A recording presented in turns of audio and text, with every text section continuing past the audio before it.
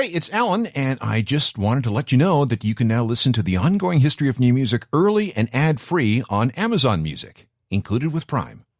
One of the things that makes rock great is the energy and the power that comes with the music. And depending where you go, that energy and power varies. If you're looking to exercise a little aggression and anger and frustration, you have several choices. There are various flavors of metal that can serve your purpose, ranging from the melodic, think Metallica's Enter Sandman, for example, along with Sabbath and Ozzy, to the straight-from-hell insanity of black and death metal. Industrial music is another option. Guitars, synthesizers, and driving beats from acts like Nine Inch Nails and Marilyn Manson and Ministry. A third option is punk rock. It comes in many, many flavors, so there's almost something for everyone. But if you really want pure adrenaline, something super aggressive, something super physical, something primal, and something that can be dangerous and violent, there's one particular part of the punk world that you'll find very attractive. It's a space where things can't be too hard, too fast, or too angry. And for many people, it's become a lifestyle and even a lifesaver. It isn't for everyone, but as we'll see, its influence is extended far, far beyond just a bunch of guys yelling over loud guitars. Misunderstood? Maybe. Important? Definitely. This is the history of hardcore. This is the Ongoing History of New Music podcast with Alan Cross. I was in my room, and I was just like staring at the wall, thinking about everything. Then again, I was thinking about nothing. And then my mom came in, and I didn't even know she was there. She called my name, and I didn't hear her, and then she started screaming, Mike, Mike! Out of Venice, California, that's Suicidal Tendencies with Institutionalized from their 1983 self-titled debut album. It's a great example of California hardcore and the beginnings of thrash metal and bits of skate punk. Hello again, I'm Alan Cross, and, I'll just say it. I'm going to warn you. This program is filled with the hardest and fastest and angriest punk rock ever made. There is a lot of adrenaline and testosterone flowing here, so, beware. It's not music for the faint of heart, but it is part of a much larger community of music that's been influential in many different ways throughout the decades, including being an essential catalyst for the rise of indie record labels in a world dominated by majors. Hardcore deserves its own history. Let's begin with a definition of what we're dealing with. Hardcore punk, or just hardcore if you prefer, is a subgenre, obviously, of punk rock. Its creators loved the faster and heavier end of the original punk rock bands, but they also had, they had some grievances that they needed to express. Hippies and their culture disgusted them. Broken homes and ruined families destroyed them. Capitalist exploitation, yuppies, consumerism, corrupt politicians. They also aren't crazy about high and mighty rock stars, or the posers of new wave with their skinny ties and eyeliner, the weasels of the established recorded music industry. And sometimes the people behind hardcore just wanted to get wasted. The punk rock styles of the Sex Pistols, the Ramones, and the Clash were an influence, but so was the heavy metal of the era. The aim was to play harder, faster, and louder than everyone else. Technique and virtuosity? Only if it helped you play harder, faster, and louder. Melody? Wimpy. Shouting and screaming was more important. Hardcore first took root on the east and west coasts of North America in the late 1970s, specifically in Vancouver, San Francisco, Southern California, Washington, D.C., Boston, and New York City. The UK also had its own hardcore scenes, and from there it spread to Italy and Japan. Maybe the best way to break things down is regionally. These scenes all emerged practically simultaneously and were linked together by bands who toured non-stop using a network of hardcore-friendly venues and fans. Let's begin in Los Angeles and the areas south of the city. The original punk rock scene was gone by about 1979, and in its place was a new type of punk that was stripped down even further. Guitars, bass, drums, vocalist, that's it. The traditional verse-chorus-verse song structure wasn't necessary. In fact, if everything could be said in 32 seconds or less, so be it. The first hardcore record from the American West Coast seems to be by a band from Santa Ana called The Middle Class that appeared in January 1979. It was a 4-track EP that was over in 4 minutes and 55 seconds. 4 songs done in less than 5 minutes. This is the title track, and it's called Out of Vogue. 1, 2, 3, 4.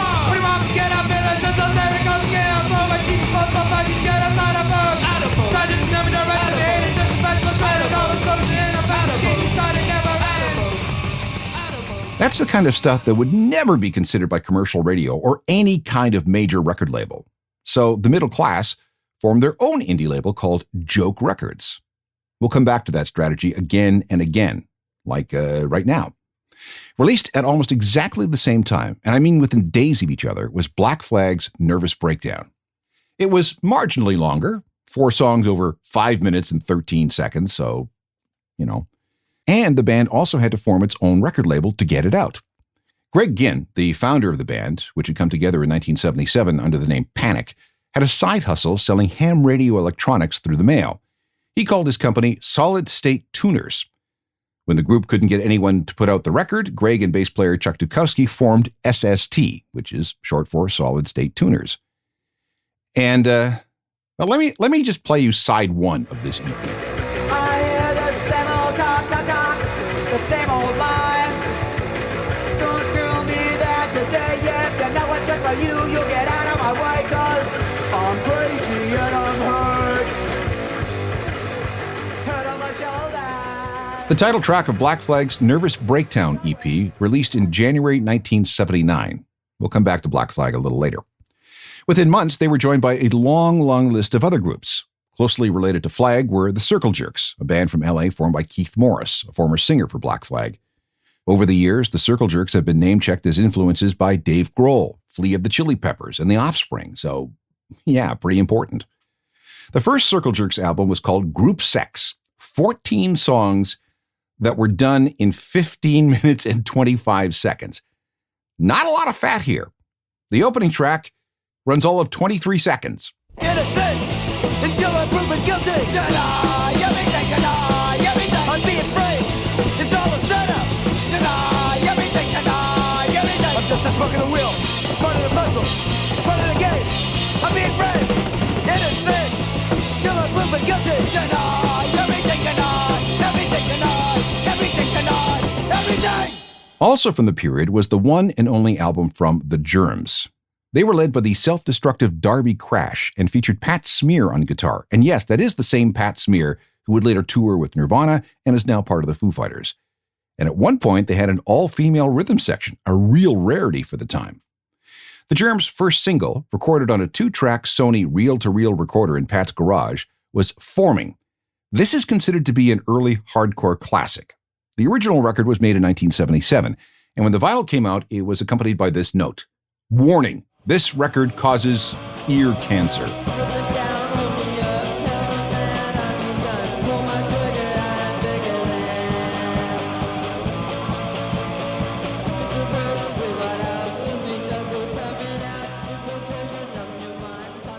Unfortunately, the Germs didn't last too long. Crash took his own life by ODing on heroin in a suicide pact with a friend on December 7th, 1980, the day before John Lennon was shot. Oh, and his friend survived. Another essential early hardcore band was Bad Religion. They came together in 1980 when a bunch of high school students, inspired by the likes of Black Flag, the Circle Jerks, and the Germs, decided that they wanted a piece of the action. When no one would release their debut EP, they formed their own indie label, and they called it Epitaph. The record featured 6 songs that were over in 9 minutes and 41 seconds, and it all began with a song called Bad Religion. Bad religion, we got your day, and justice done, it's not too late. Bad religion, got your day, and justice done, it's not too late. Bad religion. Bad Religion from their 1980 debut EP, issued on their own Epitaph Records. Now, Epitaph, of course, would later become one of the most important indie labels in the entire world. They were the ones who took a chance on a band called The Offspring, and I think we all know how that story turned out. California was the center of hardcore culture, with so many bands in LA and Orange County and the suburbs to the north. The Minutemen, the Descendants, Agent Orange, the Adolescents, Social Distortion, Red Cross. Talk to Eddie Vedder or Dave Grohl, and they'll tell you how some of these bands were really, really important to their musical education. Now let's go up the coast to San Francisco. Although the place had a hippie history, or maybe because of it, the Bay Area became a magnet for hardcore punk bands, and no other band was more important than the Dead Kennedys. Their roots go back to about 1979, and they ended up being the most political of all the early hardcore bands. Their name gave them problems, sort of super tasteless. So they often had to perform under pseudonyms. And like so many other bands that we've talked about, they had to form their own indie label to get their music out. DK's guitarist East Bay Ray formed Alternative Tentacles in 1979, and it eventually became the home of a ton of other hardcore and punk bands over the years. But its main client was the Dead Kennedys. Their first single was this from June 1979. It's called California Über Alles. California, over Alice, California, over Alice, over Alice, California, over Alice,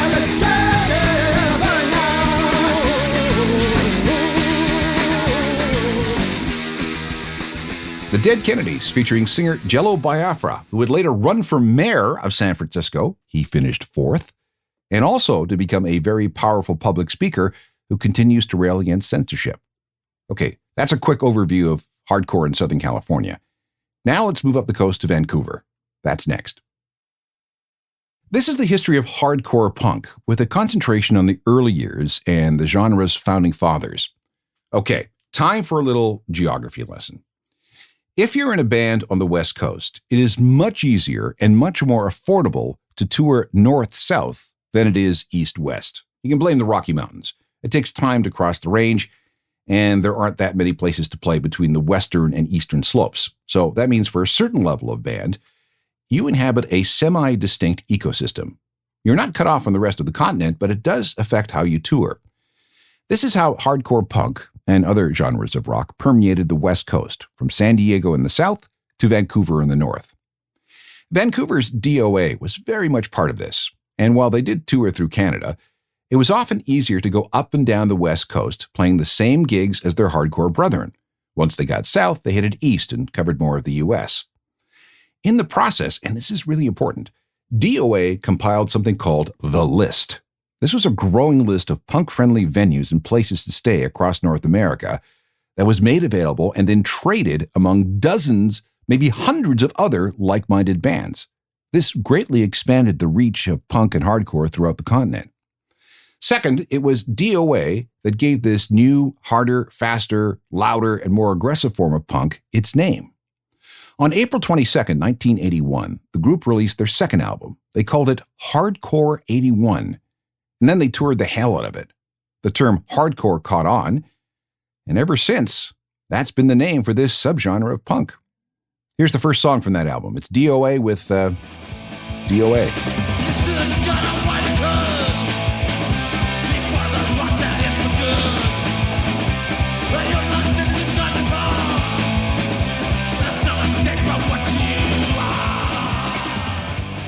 DOA with their namesake song from their album Hardcore 81. By the way, DOA also had to form their own indie label to get their music out there, and they called it Sudden Death Records. One more bit of geography. The north-south flow of punk and hardcore bands meant that these groups played a lot of underserved cities and towns when it came to tours. They had to play somewhere, so they would play anywhere. And that included the Seattle area.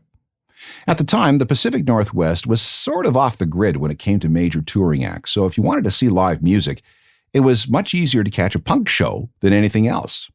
And that's how it crossbred with Led Zeppelin and Black Sabbath and Heart to eventually become grunge. That would not have happened without the Rocky Mountains being in the way. Time to move east to Washington, D.C. Like these other cities, it saw a rise in hardcore at almost exactly the same time, the late 70s and early 80s. And one of the most important of all the early hardcore bands was DC's Bad Brains. They started as a jazz fusion group known as Mind Power, but the more they played, the faster and harder the music got. And that's when they changed their name, inspired by the Ramones song, Bad Brain. By the time they released their debut single in 1980, the tempos were blistering. This track is probably the very first East Coast hardcore release. It's called Hey to Come.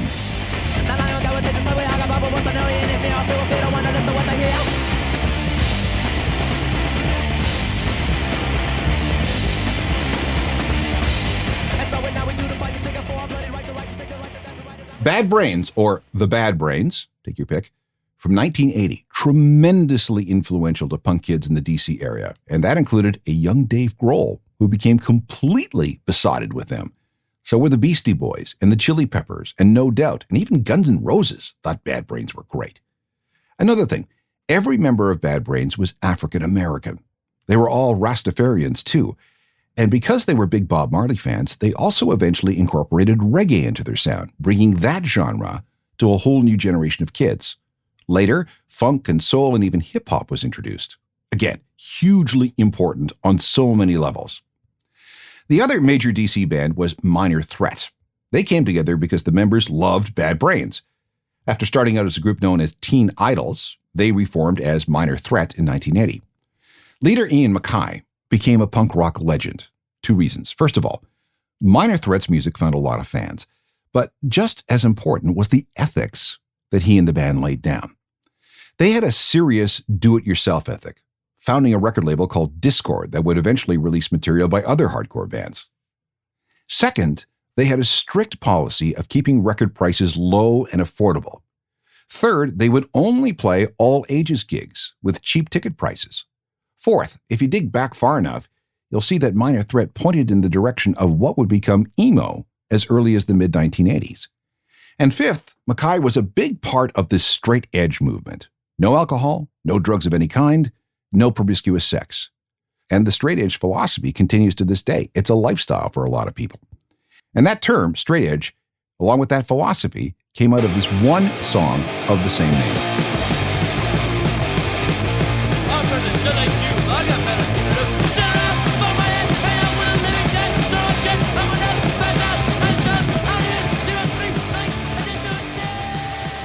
From DC, we head to New York City.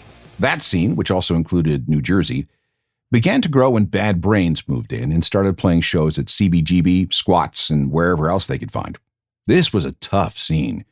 Gigs were sometimes referred to as battlegrounds.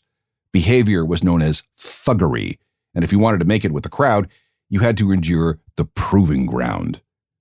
The music was a little different, too. Guitars tended to play by muting chords with the whole palm. Some people called this the New York hardcore chug. A lot of people forget that the Beastie Boys began as a hardcore punk group who discovered hip-hop later. They were part of that scene. So were groups like Agnostic Front, the Cro-Mags, and the Misfits. In fact, let's talk about them for a second. The Misfits were from Jersey. The main guy was Glenn Danzig, who started the band somewhere around 1976. Armed with his own indie record label, there's that story again, Danzig kept the Misfits going for 6 years, blending hardcore with horror movies and metal. Here is a short list of bands who say that they were influenced by the Misfits: Metallica, The Offspring, Green Day, By Chemical Romance, Guns N' Roses, Foo Fighters, AFI. The Misfits may also have one of the greatest logos of all time and must have sold 1 million t-shirts. This is a track from their debut EP from 1980 entitled Beware. It's called Horror Business.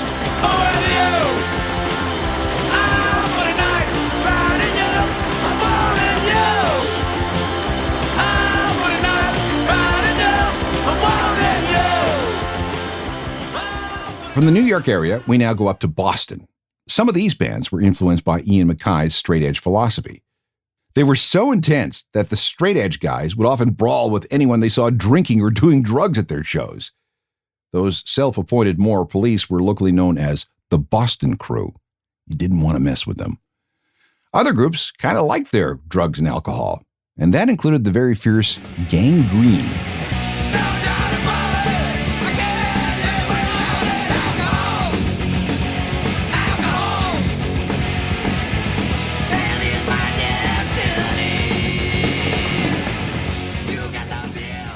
There were other American cities that got caught up in hardcore: Detroit, Phoenix, various spots in Texas, North Carolina, Chicago, and maybe, most importantly in the Midwest, Minneapolis. 2 bands emerged out of the Twin Cities to become major influences through alt-rock. The first was The Replacements. They recorded for a label called Twin Tone, and were very much a hardcore act at first. Their heroes were the Ramones and the Sex Pistols and the New York Dolls. But as things went on, they became more melodic, and their songs had more conventional structures, thanks to their love for the Rolling Stones and the Beatles and CCR. Leader Paul Westerberg grew into a very accomplished songwriter, and the longer the band stayed together, the more they became a power pop band. And the Mats, as they were known, became a force on college and alternative radio in the late 1980s. They even became a thing on MTV for a while. This is from their early days and their debut album, Sorry Ma, Forgot to Take Out the Trash. Replacements, and I'm in Trouble. I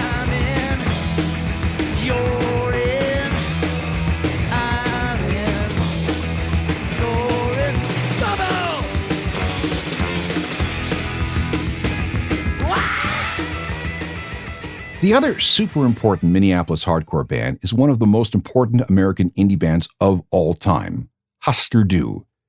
They were a trio formed in 1979, starting as pure hardcore. They played loud, they played fast, and they played hard. But as time went on, they added more to the recipe. More melody, the occasional bit of vocal harmony, more traditional song structures. And this created a bridge between the rawest of the hardcore bands and something a little more accessible. Husker Du found a lot of love on college radio, and after a series of records, some of which were on Black Flag's SST label, they were signed, my God, to a major record label. Warner scooped them up. But when others saw that Husker Du was able to maintain complete creative control over their music while being on a major label, they started thinking, well, they're bad, but maybe not completely bad. Husker Du's success on Warner went a long way to convincing bands like REM and Sonic Youth and ultimately Nirvana to make that jump from indie to major. Husker Du's greatest indie achievement was a 1984 double album called Zen Arcade, a record that went a long way towards creating what would be categorized as alternative rock. This was a concept record that told the story of a young runaway who discovers that the real world is even worse than what he had to deal with at home. From that is this song, Pink Turns to Blue.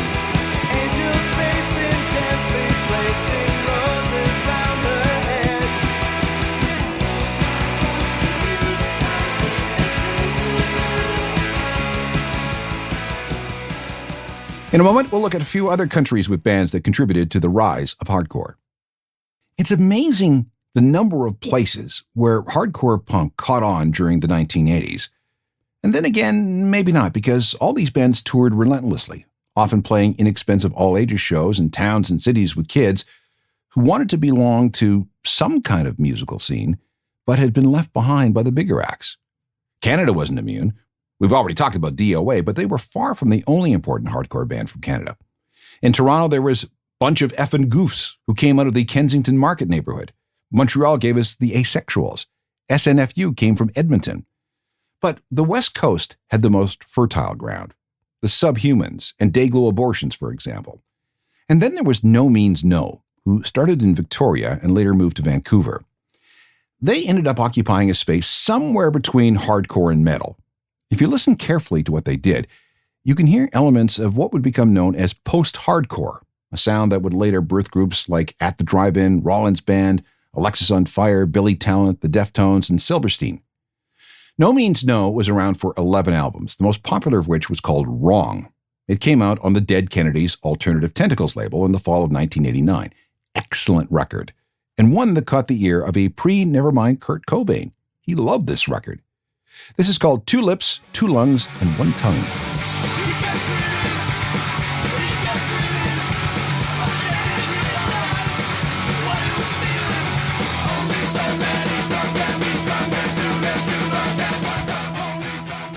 Hardcore also found homes outside of North America.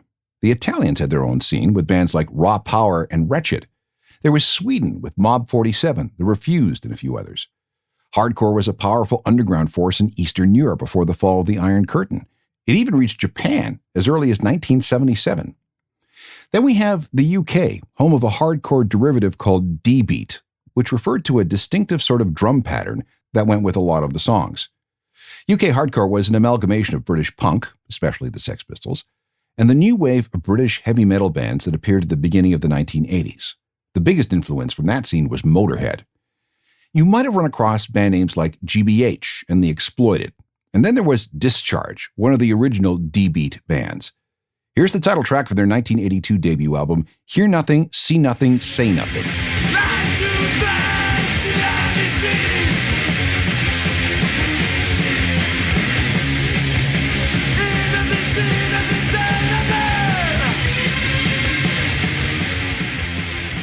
Discharge, hardcore for sure, but also a very big influence on metal bands like Metallica, Anthrax, Slayer, and Sepultura.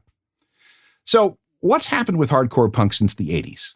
A couple of things. First of all, we've seen the influence this music has had on metal and in creating post-hardcore music, as well as skate punk and emo.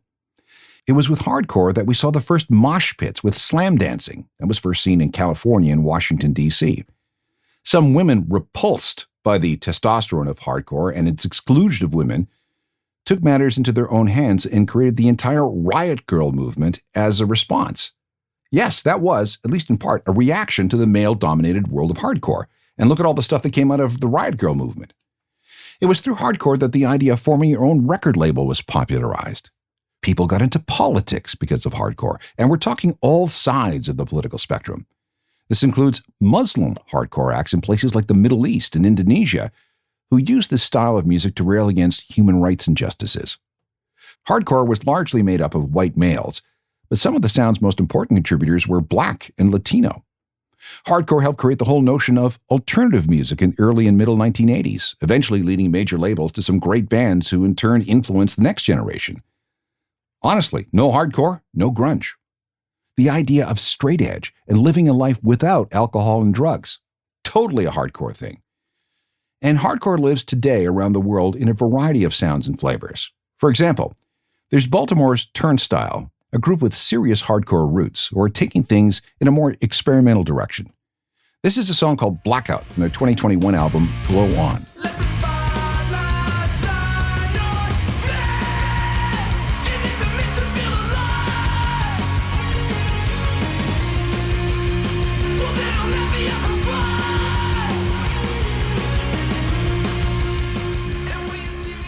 Like I said at the beginning, hardcore is easily misunderstood unless you take a really deep dive into things. Yes, it's heavy and it's loud and it's fast and aggressive and all those things, but its influence on other forms of music, metal, emo, riot girls, grunge, is undeniable.